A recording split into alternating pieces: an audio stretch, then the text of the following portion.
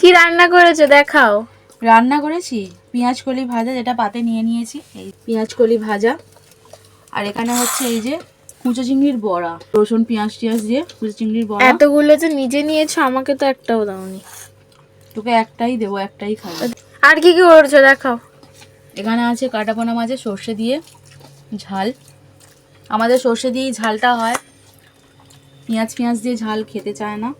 আর এখানে আছে পুঁটি মাছের হচ্ছে সর্ষে দিয়ে ঝাল। পুঁটি মাছের সর্ষে দিয়ে একটু কালো জিরে দিলে ভালো হতো, আর দেওয়া হয়নি।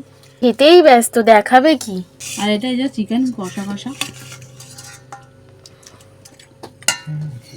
একজন বলেছে কষা কষা আবার ঝোল ঝোল মানে কি? এটা হচ্ছে যে গ্রেভি টাইপের, কিন্তু ঝোলও নয় অথচ গ্রেভি।